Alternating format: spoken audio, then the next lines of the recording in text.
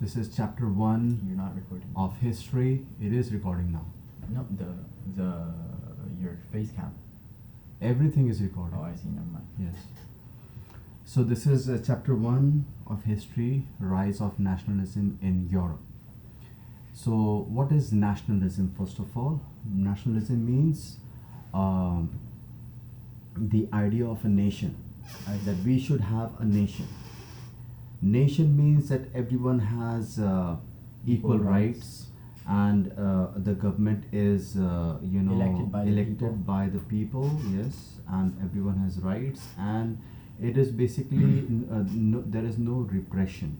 I see. So as you can see here on the screen, there was this French painter, Frederic Sureau.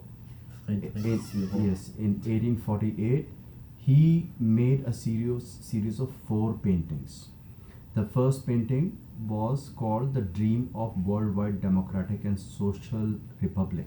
So before, in France there was autocratic, and there was King monarchy. Louis, yeah. Yes, and people did not have powers. It was an absolutist government.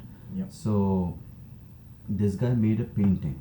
As you can see, this painting is the Statue of Liberty is here, and these people around here, this long trail of people, they are all walking together, and they're going past the Statue of Liberty and paying homage to it. Yep. Which means that they are all Accepting democracy and liberty and yes. Okay. that. So 1848, Frederic Sureau, he was a French artist.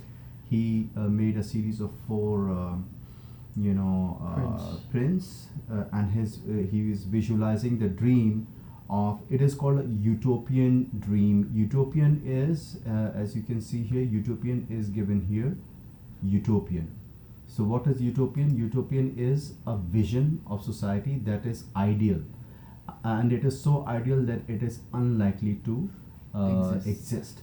So why do you think this is unlikely, or this is utopian? Because Okay. there will always be people fighting for power, and there's always going to be greedy people. Not everyone's going to play by the rules. So Yes, not everyone is going to Play by the okay, rules. okay. Yeah. So wait. Yep. It's fine. Okay. So because there are different societies, and societies are not always They don't see eye to tolerant eye. of each other. Yes, they are not very tolerant of each other all the time. So so the series shows, so this long trail of people Mhm. shows, these are people from America and All the countries. yes, US and Germany, Europe. US, Europe. Yes, Yeah. US and Europe. American flag is somehow not shown here, but in the beginning, it shows, the whole painting shows that these are people from America and Europe. America and Switzerland. They have gone past the Statue of Liberty here. Why they have gone past? Because they were already nations at that time. Okay, they were not kingdoms. So They were already democratic. They didn't have an absolutist government ever. right. Like America was either the British, or once they gained their independence, they made their own. George Washington and So this is showing people of all social classes and ages from different countries. They are holding their flags, and they are wearing their national dresses. I see. This is the explanation of this thing. And at the top here we have Jesus, and different angels. the angels and saints. They are also supporting this idea. Yeah, they're So- gazing down upon them with their blessing or whatever. Right. So this is Statue of Liberty is holding the charter in one hand. Yeah. Okay, in her right hand, and this is a torch. This is a torch in the other hand. I see. So this is the Charter of Rights of Man. Yeah. Charter. So everyone has equal rights. So she is holding and this is the torch Torch of of freedom. freedom, right? So the French Revolution personified liberty as a female figure, and here you can recognize this figure holding enlightenment Yeah. torch of enlightenment in one hand, and the other one is Charter of Rights of Man in the other. Yeah. Okay. Obviously, this is the old Statue of Liberty, not the one in America that was made way afterwards. This is, I think. And here you see in the foreground, this is some ये सब टूटा हुआ पड़ा हुआ है, The remains, shattered remains of absolutist governments. Like Yes. you can see like crowns and stuff inside crowns there. and yes and, some. and shackles and stuff that they Right. used to fetter slaves. So it is symbolizing the That end Of of. the absolutist reign. Yes, and as you can see here in the boxes here, so two keywords are given: absolutist and utopian. Utopian we just talked about. It is a vision of society that is very ideal. It is so ideal that it is unlikely to exist. Yeah. And absolutist, what do you mean by absolutist? It is a form of government where there it is there no restraints on the exercise of power. Yeah. Absolutist means that. That the person in power has complete free reign to do whatever they want. Right. It is a monarchical government, and it is centralized, militarized, and And repressive. repressive. So people don't have rights. The rulers, they have all the rights. They have absolute right on everyone, and they can do whatever they feel like. Yeah. Okay. So leading the procession way past the Statue of Liberty are the United States and Switzerland.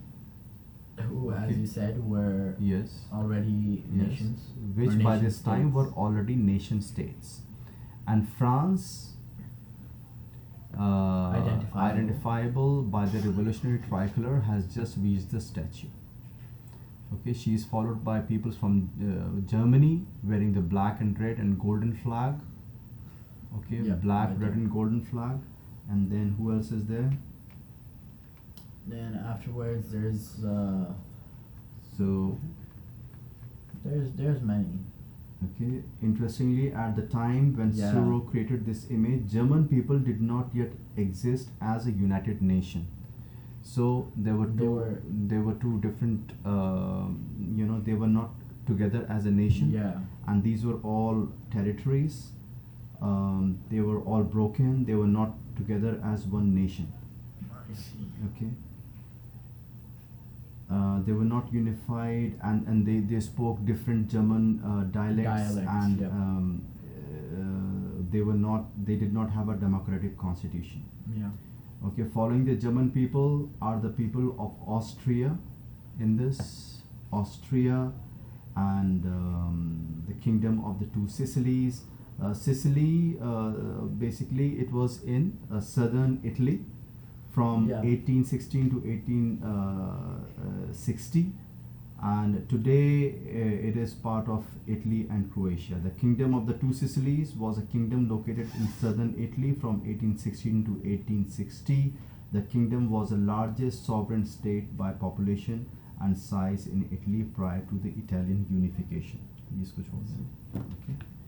So So basically, it was like near Italy. Now it's a part of Italy and Croatia. Yes, the Two Sicilies, Lombardy is also. Okay, will you show the dialog box? Unless unless we have it. Okay, let us make it full screen now. Yeah, but I don't know if you'll see our Okay. face cam though. No need of that.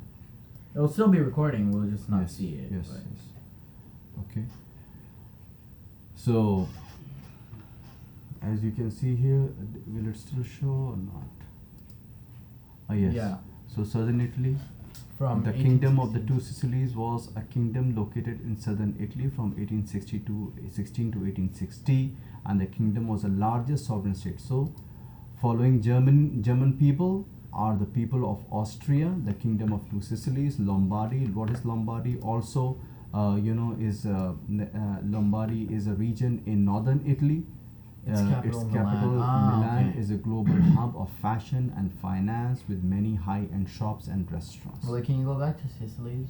I just Mhm. want to see the last part. The kingdom was the largest sovereign state by population and size. Hmm. In where? I think it's in Europe. Yeah, in Europe. In the world, basically. It was the largest sovereign state in the world. I think that would be- size during that time in Europe. That is Really? why it wanted to become a nation on its own. That's quite.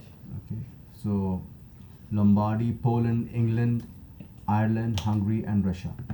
And from the heavens, you have Christ, saints, and the angels. They are gazing upon the scene in Frederick Suro's painting, and they have been used by the artist to symbolize fraternity among the nation of the world. What is fraternity? Fraternity means friendship. Friendship and brotherhood between people. So as you can see here, we have Jesus and saints and angels there looking down from the heavens. They're looking down from the heavens, and they are, it symbolizes fraternity.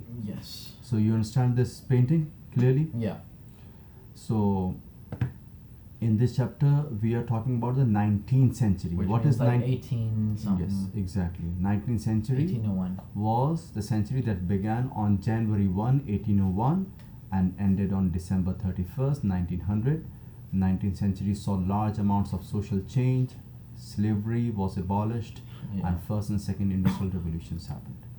So in this chapter, we are talking about 19th century nationalism, which emerged as a force which brought about sweeping changes in the political and mental world of Europe. The end result of these changes was the emergence of nation state in place of a multinational dynastic empires of Europe. Yeah. So multinational dynastic empires. Dynasty is what? Like there is a king and His bloodline carries on the That's- crown. That's right.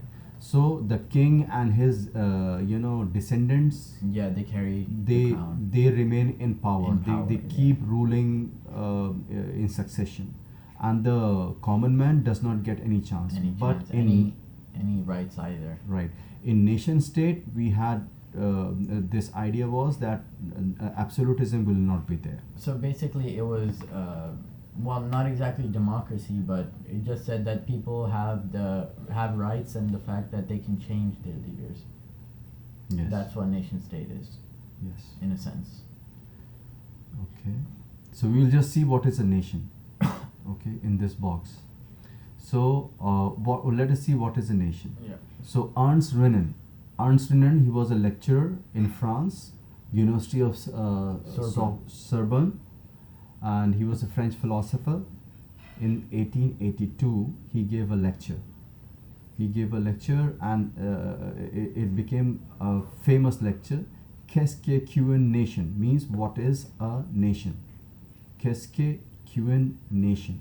Yeah. So in this essay, he criticizes the notion suggested by others that a nation is formed by a common language, race, religion, or territory. So he said only these things do not make a nation. Yeah, nation can be. It should be more than that. A nation is a culmination or is a result of a long past of endeavors. Means together we should have struggled for it. Yeah, of goals basically that people It's of goals people struggled for. Goals people struggled for, right? Endeavors, sacrifices, and devotion, which means that people, as a nation, as a people of a nation, they would have, struggled together to form a nation. Yeah.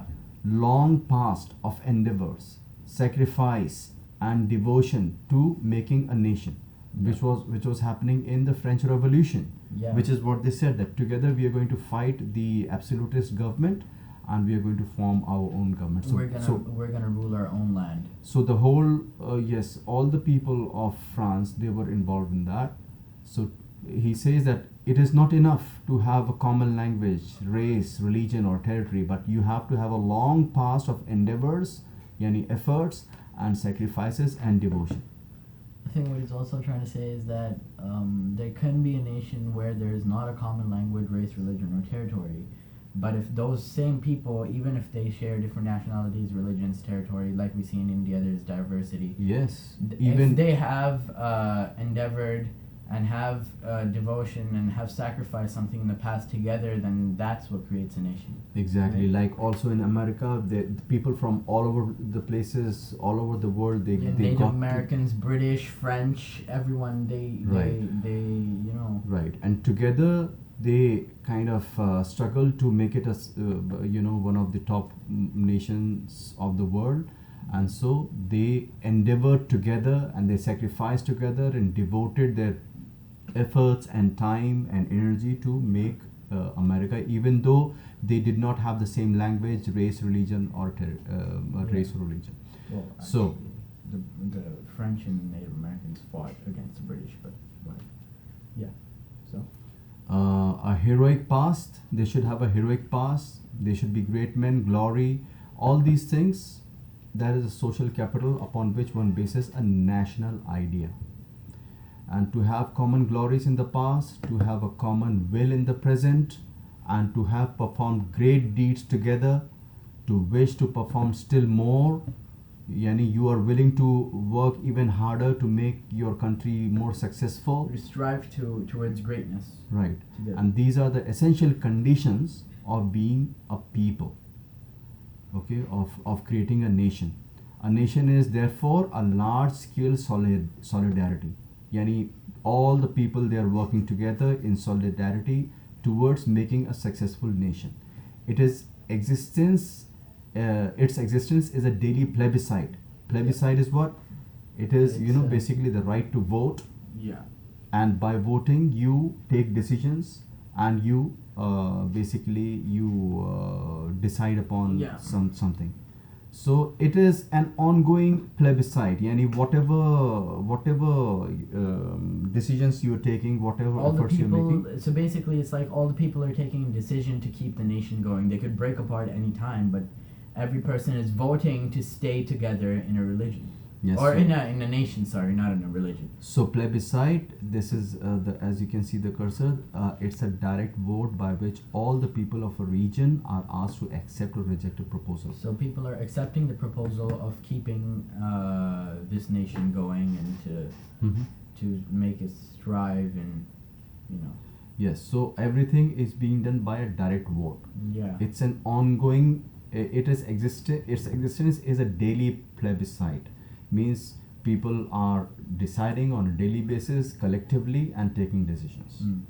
A province is its inhabitants. So a province is not a province, but its people make it a province. Yeah. If anyone has a right to be consulted, it is the people of that province, the inhabitants of that province. So a nation never has any real interest in annexing or ruling upon or holding on to power against the will of the people. Yeah. Okay, so nation does not want to hold on to power or to usurp power or to capture power against the will of the people. This is the nation. The existence of nation is a good thing, he also says. So Ernst Renan says that existence of a nation is also necessary and it is a good thing. Why? Because it will guarantee liberty. Everyone will have liberty and freedom, which will be lost if the world had only one law, yani absolutism, and one master, one monarch. Okay, so if you can see this question, summarize the attributes of a nation as Renan understands them. So what are the attributes of a nation? Let us go back and see. So first of all, just having common language, race, religion, or territory does not make a nation. What makes a nation then? It is a culmination of a long past of endeavor, sacrifice, and devotion. A heroic past, great men, glory, that is a social capital upon which one bases a national idea. And you should have common glories in the past, common will in the present, and to have performed great deeds together, and to wish to perform still more. These are the essential conditions of being people, of having a nation. A nation is a large-scale solidarity. It is also existence. Its existence is a daily plebiscite. Okay. Yeah. And a nation never has any real interest in annexing or holding on to a country against its will. Then the next part says, why in his view are nations important? Nations are important and necessary because their existence is a guarantee of liberty, Yes. which would be lost if the world had only one law and only one master. Great. Yeah. Okay, so a nation state, the end result of these changes. During the 19th century, nationalism emerged as a force which brought about sweeping changes in political and mental world of Europe. And the result was, because of these changes, sweeping changes in political and mental world of the Europe in the 19th century, what happened? The idea of nation state came up, okay, which was opposed to the idea of multinational dynastic empires of Europe. So there were dynastic empires in Europe. They wanted to finish these multinational dynastic empires, and they wanted to create nation states. Okay, the concept and practices of modern state in which centralized power exercise sovereign control over a clearly defined territory. Okay, Yeah. centralized power is there, and It exercises exercise control sovereign over a clearly yes. defined. So there is centralized power. elected It is by the not people. one king or monarch, but it is a centralized power which is held by the people of that area, and they have a sovereign control over a territory which is clearly defined. So this idea. Okay, but a nation state was one in which the majority of its citizens, but not its rulers, came to develop a sense of common identity and shared history or descent. So they shared a history, as we saw here, that you should have a long past of endeavors. They shared history or descent. Descent is like you should have the same ancestors, and there is something in common, and so those people are actually they form the nation state. Nation state was one in which the majority of its citizens came to develop a sense of common identity.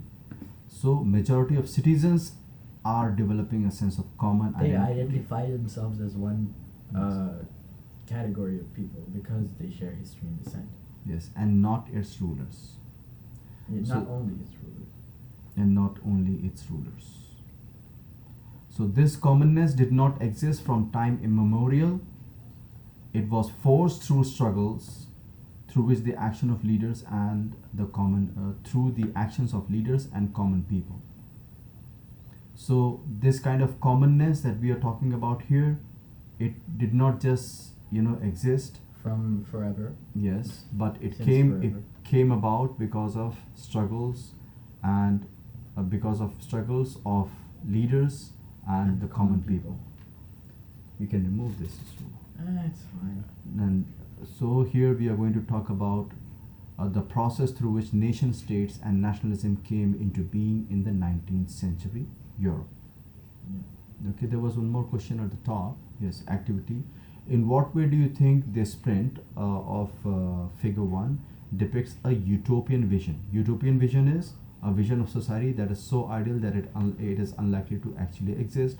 So what did this depict? This picture depicted men and women of all ages and social classes marching in a long train, offering homage to statue of liberty as they pass by it. So all ages and social classes. All ages and social classes, they are walking past a statue of liberty, but it is utopian or too good to be true, because there will be some people. First of all, you can't get every single person on earth to come and march against. And second, there will be still be differences between people and countries. It's not like everyone's just gonna start agreeing with each other. If that was the case, we wouldn't have wars now or before as well.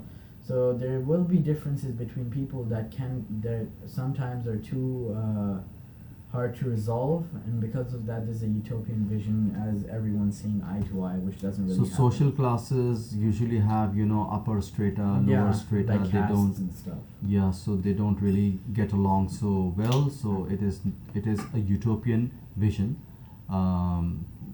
of Frederick Seurat, that democracy and will be there. What was it?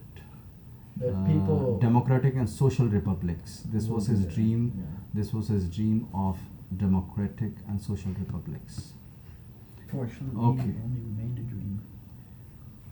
So the first clear expression of nationalism came with the French Revolution in 1789.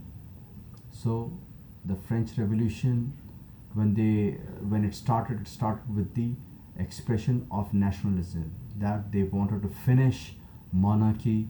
And as you would remember, France was a full-fledged territorial state in 1789 under the rule of an absolute monarch. Louis the 16th. Okay, King Louis the 16th. all right. And people were fed up of it, and they took up arms. And in 1789, the first expression of nationalism came with the French Revolution. They stormed the Bastille and destroyed it. Okay. The political and constitutional changes that came in the wake of French Revolution led to the transfer of sovereignty from monarchy to a body of French citizens. So monarchy was abolished, and some French citizens, a body of French citizens, came into power. Now this was not only the end of the French Revolution, means they wanted to take this idea of nationalism to other Countries. neighboring countries as well. They wanted to spread the idea of nationalism to Right. across the globe. Right. So, at least in Europe, the revolution proclaimed that it was the people who would henceforth constitute the nation and shape its destiny. Yani people will be the main Power, will be in power, right? Yeah. They are going to shape the constitution. They are going to shape the destiny and form the constitution. They're gonna have a say in constitute everything. the nations. Yes.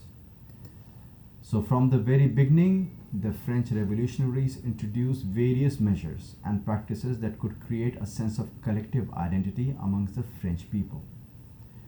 Okay, so they did many things to create a collective identity. For example, the idea of la patrie, which is the fatherland. France, they promoted the idea of fatherland and the citizen. Les citoyens. Les citoyens and la patrie. So they emphasize the notion of a united community which has equal rights under the constitution. And a new French flag, which is a tricolor, okay, blue, white and red, Yeah. was chosen to replace a former royal standard.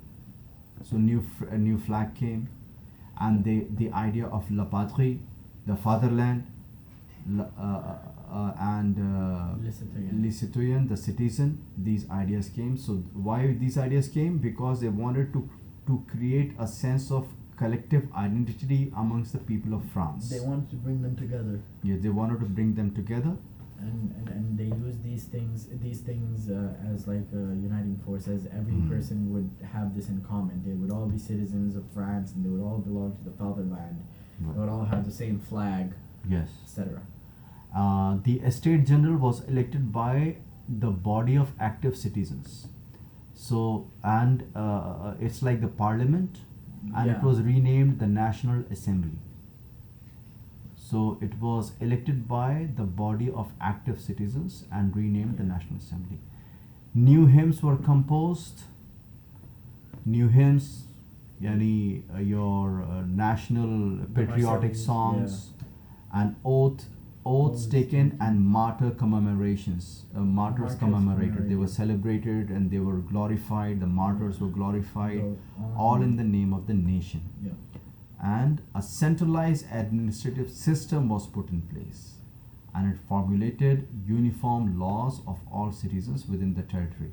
So a centralized administrative system that will form the rules and laws what was elected, and this administrative system would make the same laws or uniform laws for all citizens who will have equal rights. Why? Because they have uniform laws. Yeah. Internal custom duties and dues were abolished. Like Tail and Titis, as we read in 9th grade. What did you read? So basically, Tail and Titis, before, like the State General, right? Mm-hmm. So before the French Revolution, the French society was divided into three different categories. the first estate, which consisted of like the nobility and the kings and stuff, and then there was the second, which was called the clergy, and this consisted of all the religious people and rich religious like saints and those who dealt with churches and stuff, and then the the third one was about the normal people, and the normal people did not have any rights, and the first and second estates extracted dues like tithes and tail, which were taxes basically that were levied on the third estate and were extracted from the third estate by the richer people of society, and so yeah, that was abolished when the French Revolution came into place. So during the monarchies, there were lots of taxes and serfdom, and these kind of taxes people had to pay to the landlords and to the staff and leaders of the king. So all these kind of custom duties and dues, they were finished, they were abolished. And a uniform system of weights and measures was adopted. So what was happening was that when you go from one territory to the other, the 1 kilogram would be different for one category, territory, and the same 1 kilogram will be different for the other territory. So because they didn't have a uniform system of measuring. That's right. Yeah. So 1 meter was of a certain length in one area and of a different length in the other area. So it was a big problem. So this centralized administrative system, what it did, it formed a uniform system of weights and measures. Yes. So that everything would be same all around. Yes, and different types of dialects were also used in France. So in different areas had different accents and different dialects. Therefore, so they finished that, and they said that the kind of French that is spoken in Paris, only that will be spoken by everyone, and it will be the common language of the nation. Yeah. Okay. Now, as I said, the revolutionaries further declared that it was the mission and the destiny of the French nation to liberate the people of Europe, not only its own country but other people of Europe as well, from despotism. Despotism is absolutism, means the exercise of absolute power, especially in a cruel and oppressive way. So they wanted to free Europe of oppressive and cruel way of exercising power. Yeah. Right. So in other words, to help other people of Europe to become nations. So France wanted to take their idea of nationalism to other parts of Europe as well. When the news of events in France reached the different cities of Europe, students and other members of educated middle class began setting up Jacobin clubs. Yep. Now, Jacobin clubs, what are they? The Jacobin clubs were members of an influential, members of an influential political club during the French Revolution. They were radical revolutionaries who plotted the downfall of the king and the rise of the French Republic. I can give a little bit on this because we studied this in 9th grade as well. So basically, when the French Revolution was taking place, there were many different clubs that arose that discussed different ideas put forward by revolutionaries, and one of the clubs was called the Jacobin Club, which was named after the convent of Saint Jacob, which is where they took place, and they were the main club that actually led the insurrection of the palace of the king at Tuileries, and also they arrested him and the queen, and they later executed him as well. And their leader, Maximilien Robespierre, came into power, and he was like the first democratic leader of France. So they were the main people who led the French Revolution. Very nice. Yeah. So if you write extra details, obviously you're gonna get more points. So Jacobin clubs, they were basically just leave it there. Okay. So Jacobin clubs, they were formed in the different parts of Europe, and they are the people who were supporting the idea about a nation state that France came up with, and they wanted to implement that idea in their own countries as well, right? So their activities and campaigns prepared the way for the French armies, which, because because these Jacobin clubs were there, they were formed, and they came up in different parts of the different cities of Europe. So they helped the French armies to come into their cities, and French armies, they moved into Holland, Belgium, Switzerland, and much of Italy in the 1970s or 1790s. 1790s. 1970s. Okay. Well. So with the outbreak of the Revolutionary Wars, the French armies began to carry the idea of nationalism abroad, right? Yeah. So France took the idea of nationalism to other countries, and as we can see here, this picture, this is a German almanac. German almanac, a kind of a magazine. Yeah. Okay, the cover of German almanac designed by the journalist Andreas Rebmann in 1798. So what is it showing? You see, here is some caption given here. So what did it say?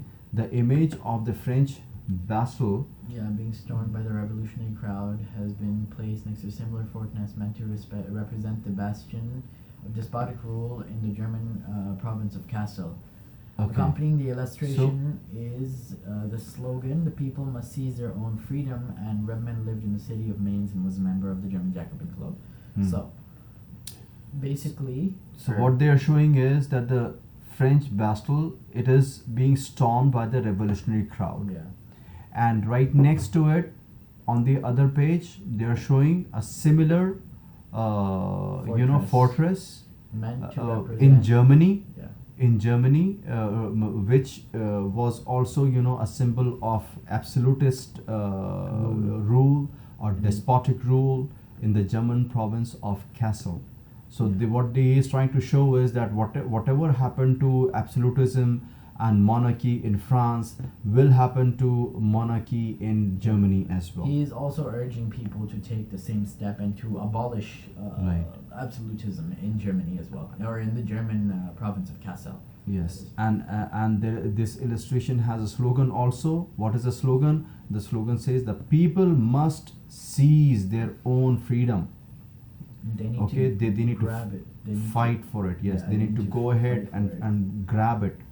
And Rebmann lived in the city of Mainz and was a member of the German Jacobin group. So you see, these Jacobin clubs were there. He was the member of the Jacobin group. Yeah. The Jacobin clubs. So this guy was a supporter of this idea, and he was a member of the German Jacobin group. Yeah. So Jacobin clubs is clear to you? Yeah, one more thing I would like to add about the Jacobin Club. While they did, this is just some extra information, I don't know if this relates to this, while they did become the first proper power, like non-absolutist power in France, they were quickly overthrown because Maximilien Robespierre basically made the democracy a dictatorship, and he took away all their rights and was very harsh, so... after that, they were quickly overthrown in just 1 year, actually. And then there was a new government that was formed. So, yeah. So, Napoleon Bonaparte, he was a French statesman and military leader who rose to prominence during the French Revolution. Okay. And just scroll down. Okay, and led several successful campaigns during the French Revolutionary Wars. He was Emperor of the French as Napoleon I from 1804 until 1814, and again briefly in 1815 for 100 days. So basically, he won most of the area as a leader who emerged in the French Revolution in 1749. 1749, right? 1790. 17... No, 1718. No. So the Jacobin this stuff happened until I think 1792 to 1793. This guy Napoleon came into power in 1801. Yeah, he came, but he was part of the French Revolution. No, he wasn't. He rose to prominence during the French Revolution. Yeah. But he rose to prominence, but he didn't come into power during the French Revolution. Yeah, he came into power in 1801. He actually brought 1804, back sorry. monarchy. In fact, it was quite ironical Yeah. because he started with the French Revolution as a movement against monarchy, and then himself became a Monarch, monarch, yeah, an an absolutist ruler. absolutist leader at least. Okay, so within the wide swath of territory that came under his control, Napoleon Bonaparte. So this is what is strange actually, like Napoleon, he just jumps into this chapter without any reference of him or even his full name given. Okay, so so that's why. I'll give you a little reference. So he was a French statesman, as we already know. Hmm. This was again in ninth grade. We learned about this. He saw himself as like the modernizer of Europe, and he was like, "I'm gonna free everyone from despotic rule," and which was kind of ironic because he was being quite despotic himself. He was giving himself absolute power, and the way he came into power was due to near the 1790s to 1805 there was a lot of change of government. The King Louis was overthrown, then the Jacobin government was here, then Jacobin government was overthrown, then they made the executive and the legislature so that not one single power, not all the power is given to like one single person like Maximilian Robespierre. And the thing is, since both of them clashed, they wanted to basically the two wanted to like dismiss each other, the executive and the legislature. This led to a lot of political instability, which sort of like angered the people, or people didn't like it. So when Napoleon came, he was like, I will make this country strong again, follow me, and I will modernize the entirety of Europe. And since people knew there was so much of like hasar basar, or whatever you say, political instability, they were naturally drawn to a powerful leader like Napoleon, and that was how he came into power. Okay. So, yeah. So he introduced many of the reforms that already that he had Already introduced in said France about, okay. into Really? other countries. Okay, in the other countries, and through a return to monarchy, Napoleon had no doubt destroyed democracy in France, which was brought about through the French Revolution. But some of his, policies in the administrative field, they were very beneficial to the people of France and nearby nations. So, but in the administrative field, he had incorporated revolutionary principles in order to make the whole system more rational and efficient. So his policies, they were called the Civil Code of 1804 or the Napoleonic Code. So the Napoleonic Code, what it was, it was It did away with privileges based on birth and established equality before the law and secured the right to property. So again, before in pre-revolutionary France, the nobility and the clergy, which were like the church and like the rich people, they were exempted from paying taxes, and only the third estate, the common people, had to pay taxes. Right. And so when Napoleon came, and through the French Revolution, such privileges based on birth were abolished, and Napoleon carried that idea forward into his rule as well. So the privileges, all the privileges based on birth, established. They were they were abolished. They were finished through Napoleonic Code, or the Civil Code of 1804. Yeah. And he established equality before the law and secured the right to property. Right to property means Everyone can own property. everyone can own property, and the property cannot just be snatched away from you by a ruler. Yeah. So you own your property, you can sell it to others. And this code was exported to nearby areas also. All the regions under French control. Yes, that were under the French control. So in the Dutch Republic, in Switzerland, in Italy, in Germany, Napoleon simplified administrative divisions, and he abolished the feudal system and freed peasants from serfdom and manorial dues. So feudal system, where there were lords, they were appointed, they were given land by the king, and these lords, they gave the piece of land to peasants or farmers, and till. to till, and the farmers, they had to grow crop on that, and they had to also give a kind of tax to the landlords. They had to grow. They also had to. The crops they grew were for the landlord, not for them. Yes. On top of that, they also had to give taxes. So it was quite a brutal system. Yes. So the peasants were like serfdom. They were like slaves to the lords. The lords, yeah. To the lords, and they had to pay manorial dues. These manorial dues were called the taxes, or जैसे India में लगान होता था, लगान movie देखी है हमने. Yeah. So the farmers had to pay lagan to the lords. So peasants were like slaves to the lords, and these peasants, these farmers, they had to pay manorial dues or taxes to the landlords apart from growing the crops for them. So this was a very miserable position for the peasants. So the Napoleonic Code freed these peasants from serfdom, from slavery, and from manorial dues. So basically, manorial dues were like the taxes or like the money they had to pay to the landlord. Yes. For working on his fields, basically. I mean, basically, it was the land was given to them, and they had to grow a crop on it and give the crop to them.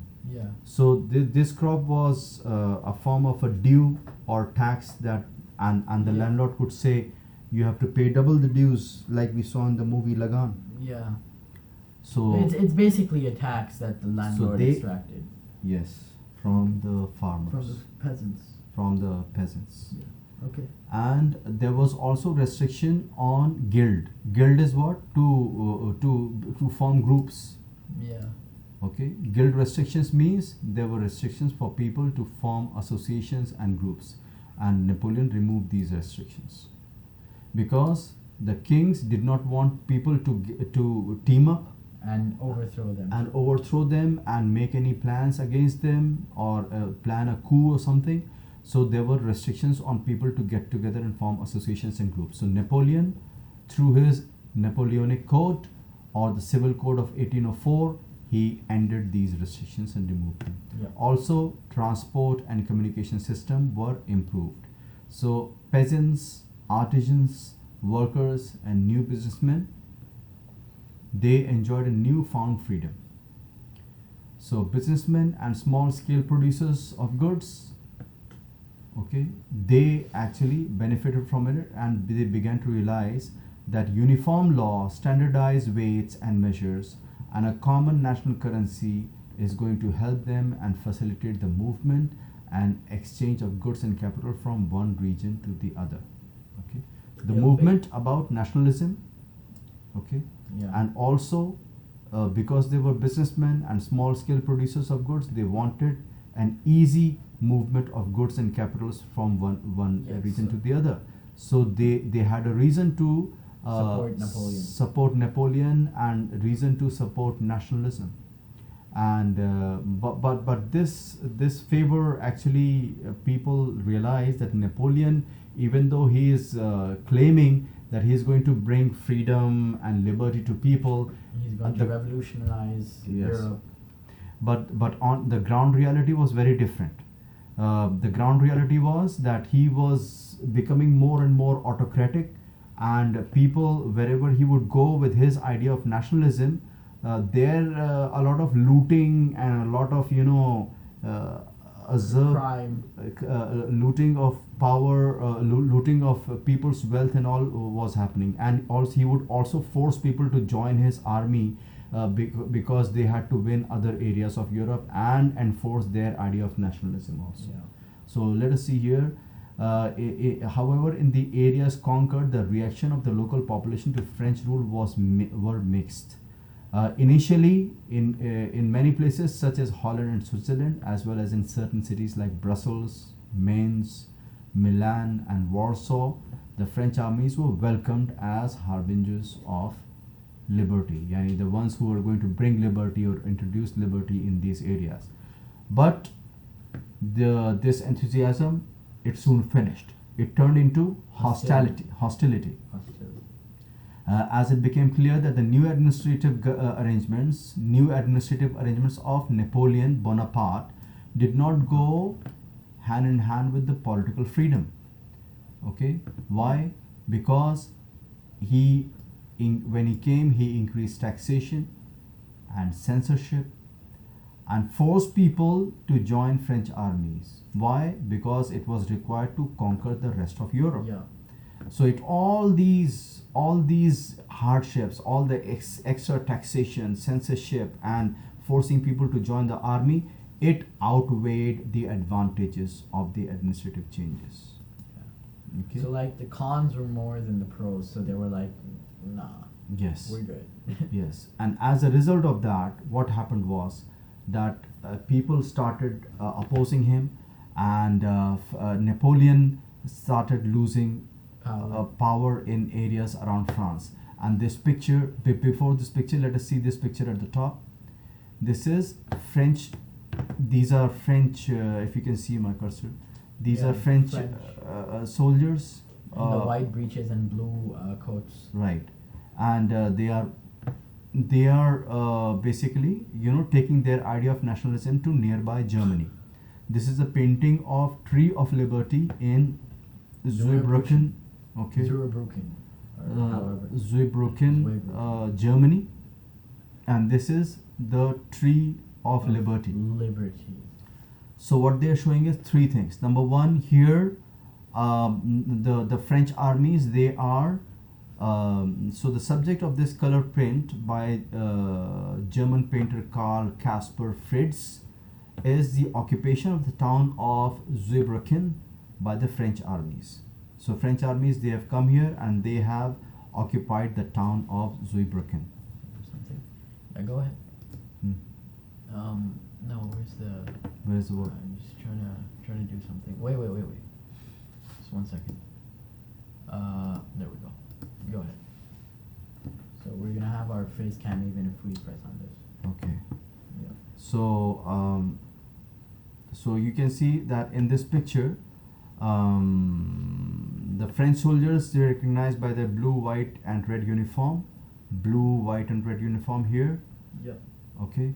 And here on the left, there is shown that this guy is seizing a peasant's cart.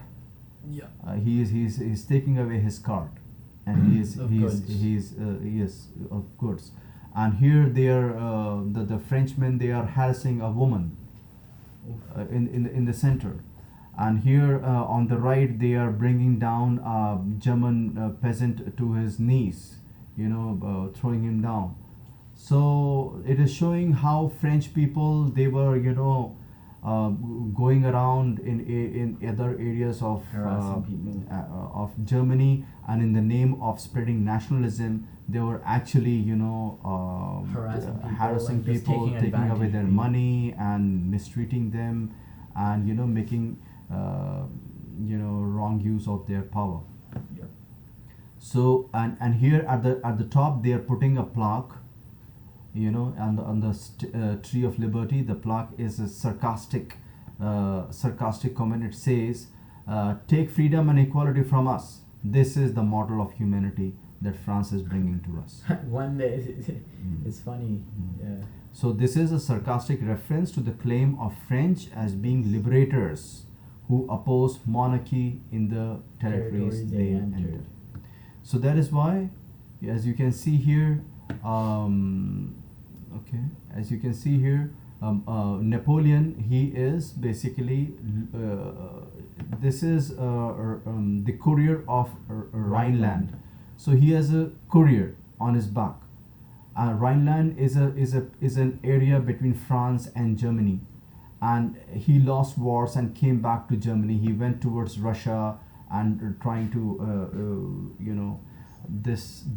win the battle of Leipzig. So he lost this battle of Leipzig in 1813, and this picture depicts that all these papers flying out of his courier, these are the territories that he is losing as he's returning to France by losing the battle of Leipzig. Leipzig, 1813 it happened. So And- Rhineland was situated between Germany and France. Yes, you can read it, Ryan. Okay, so Rhineland was situated between Germany and France. The Battle of Leipzig, or the Battle of Nations, was fought from the 16th to the 19th of October in 1813 at Leipzig, Saxony. The coalition armies of Russia, Prussia, Austria, and Sweden, led by Tsar Alexander I of Russia and Karl Philipp, Prince of Schwarzenberg, decisively defeated the French army of Napoleon Bonaparte, the first emperor of the French. Yes. So yeah, he basically just lost the war. Yes. So he lost the war, and he lost many territories, as he lost the Battle of Leipzig in 1813. Got creamed And without milk. as he is returning to France, these territories that were in his control, they are falling out. Napoleon's a bot. So fine. So this is it. We will finish here, and in the next lecture we are going to, Part 2, the making of nationalism in do Europe. part 2, the making of nationalism in Europe. We'll do this. Alright. There you go. Yeet.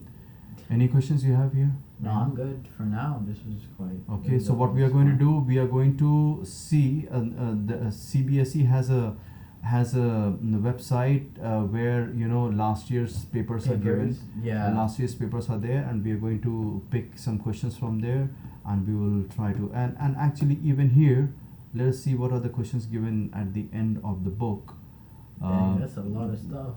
No, it looks like it, but it is not so bad. Okay. Alright. So Okay. What Isn't Giuseppe Mazzini like the...